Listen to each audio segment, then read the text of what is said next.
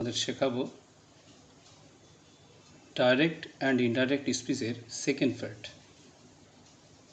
যেখানে তোমাদের এই জিনিসটাকে, এই যে পরিবর্তনের ধারাটাকে আরও খুব সুন্দর করে বোঝানো হবে কতগুলো উদাহরণের মাধ্যমে। দেখো, প্রথমে আছে read the following sets of sentences. নিশ্চয়ই তোমরা লক্ষ্য করছো কতগুলো বাক্য তোমাদের দেওয়া হচ্ছে, সেই বাক্যগুলো দেখে তোমরা বুঝতে পারবে কী করে পরিবর্তনটা হচ্ছে। দেখো, প্রথমে আছে the young mother said to her little boy, why can't you be happy. এটাকে বলা হচ্ছে direct speech. Why can't you be happy, এটাকে বলা হচ্ছে কি ডাইরেক্ট স্পিচ। তা এখানে কেন এটাকে ডাইরেক্ট স্পিচ বলবো? আমরা আগে জেনেছি ইনভার্টেড কমা থাকে, কমা থাকে। এখানে আছে, তোমরা লক্ষ্য করেছো, কমা ইনভার্টেড কমা আছে। এই দেখো কমা, এই যে কমা, আর এই দেখো ইনভার্টেড কমা, আর এই দেখো ইনভার্টেড কমা। আর এটাকে আমরা কী বলছি? Direct speech. এটাকে পরিবর্তন করে বলা হচ্ছে the young mother asked the little boy why he couldn't be happy, why he couldn't be happy. এখানে দেখো কোনো ইনভার্টেড কমা বা কমা কিচ্ছু নেই। তাহলে আমরা যখন ইনডাইরেক্ট স্পিচ করব তখন কমা ইনভার্টেড কমা কিছু থাকবে না। আর একটা জিনিস তোমরা লক্ষ্য করো, এখানে সেড টু, লক্ষ্য করেছো, এই সেড টুকে পরিবর্তন করে করা হয়েছে আস্কড। তাহলে এখন কি জানলাম? সেড টু হয়ে যাবে আস্কড। কি বললাম? সেড টু হয়ে যাবে আস্কড। তোমরা লক্ষ্য করেছো, হার লিটল বয়। আচ্ছা, লক্ষ্য করো, এটা জিজ্ঞাসা চিহ্ন আছে এখানে, কিন্তু এটা জিজ্ঞাসা চিহ্ন নয়। তাহলে ওয়াই, এই জায়গায় ওয়াই আছে। আর একটা মজার জিনিস দেখো, এই ওয়াইয়ের পরে হি এসছে। হিটা কোথা থেকে আসলো? এই ইউ, এই যে ইউটা হি হয়ে এখানে চলে গেল। ক্যান নট পরিবর্তন হয়ে হবে কি কুডন্ট বি হ্যাপি। এটা হচ্ছে ইনডাইরেক্ট স্পিচ। তাহলে ডাইরেক্ট থেকে ইনডাইরেক্ট স্পিচ করতে গেলে যে পরিবর্তনটা, বিশেষ করে প্রশ্নবোধক বাক্যে এই যে জিজ্ঞাসা চিহ্ন আছে, সেটা কি করতে হলো? সেড টুকে আস্কড করা হলো। কি করা হলো? সেড টুকে আস্কড করা হলো। Asked a little boy why he couldn't B happy. এটাকে ইনডাইরেক্ট স্পিচ বলা হচ্ছে। তাহলে আমাদের এটা মাথায় রাখতে হবে যে ইনডাইরেক্ট স্পিচ করতে গেলে এই যে পরিবর্তনটা আমরা লক্ষ্য করব।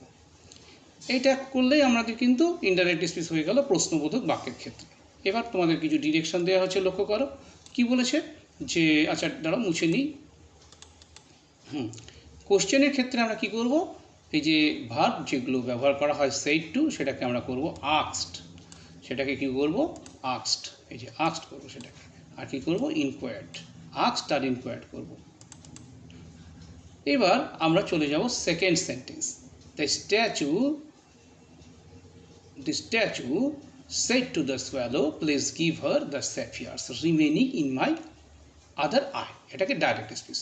লক্ষ্য করো, অ্যাজ ইউজুয়াল এখানে তোমার রয়েছে ইনভার্টেড কমা, এই যে ইনভার্টেড কমা রয়েছে, হ্যাঁ, তারপরে এইখানে কমা আছে। তাহলে সেইগুলো সব উঠে যাবে। উঠে গিয়ে কী হয়েছে? এই সেড টু উঠে যে হয়েছে দেখো রিকোয়েস্টেড। তাহলে সেড টু কী করলাম? রিকোয়েস্টেড হলো। মাথায় রাখবে, সেড টু রিকোয়েস্টেড হলো। তা বলতে পারো স্যার সেড টু রিকোয়েস্টেড হলো কেন? কারণ এটা ইম্পারেটিভ সেন্টেন্স, তাই হলো। এটা যদি আবার জিজ্ঞাসামূলক কোনো প্রশ্ন এই সেন্টেন্স হতো, মানে প্রশ্নবোধক বাক্য হতো, তাহলে কি করতাম?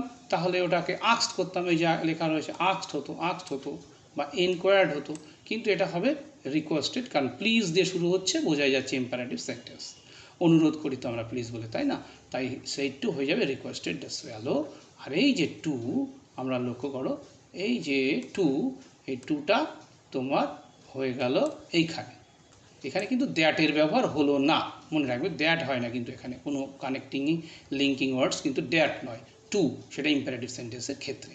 তাহলে মনে রাখবে সেই টু হবে রিকোয়েস্টেড। তাহলে কেমন? সেই টু হবে রিকোয়েস্টেড, বুঝলে? এবার হচ্ছে কোশ্চেন নাম্বার 3তে আসো। আচ্ছা, আমরা একটু মুছে দিয়েছি। আচ্ছা, the statue said to the swallow, take all the gold from my body. Direct speech. এখানে দেখো, লক্ষ্য করো, এইখানে এই যে ইনভার্টেড কমা রয়েছে, কমা রয়েছে, ঠিক তো? তাহলে এইগুলোকে আমাদের পরিবর্তন করতে হবে। তাহলে আমরা বলেছি রিকোয়েস্টেড হতে পারে, অর্ডার্ড হতে পারে। তাহলে এই সেড টুকে আমরা করেছি অর্ডার্ড। সেড টুকে কী করেছি? অর্ডার্ড। এই সেড টু হয়ে গেছে অর্ডার্ড। তাহলে স্ট্যাচু অর্ডার যা আছে সব কিন্তু বসে যাচ্ছে, খালি এই ভার্বগুলোর একটু পরিবর্তন করলেই হয়ে গেল। They swallow to take all the gold from his body, এই টু হয়ে গেল, এখানে ইনভার্টেড কমার এখানে টু হয়ে গেছে, তোমরা লক্ষ্য করো এই জায়গায় ইনভার্টেড কমারটা হয়ে গেছে টু। হ্যাঁ, take all the gold from his body, to take all the gold from his body, এটা হচ্ছে ইনডাইরেক্ট স্পিচ। নিশ্চয়ই তোমাদের কাছে ক্লিয়ার হয়েছে। তাহলে আমরা কি জানলাম?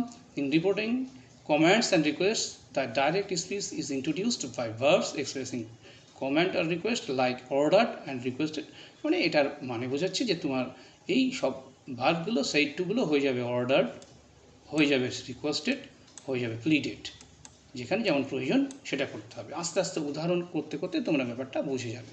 তোমরা এই শর্ট ফর্মে একটু শিখে নাও কেমনভাবে আমরা ন্যারেশন চেঞ্জ করতে পারি অ্যানুয়াল পরীক্ষায়, এটা কিন্তু খুবই ইম্পর্টেন্ট। এবং আমরা এইটা যদি বুঝে নিতে পারি উদাহরণটা, আমাদের কাছে এই বিষয়টি পরিষ্কার হবে। সবাই ভালো থেকো, সুস্থ থেকো, সবাইকে দেখিও কেমন এই ভিডিওটা হলো, আর তোমরা কিন্তু কমেন্ট করতে ভুলো না।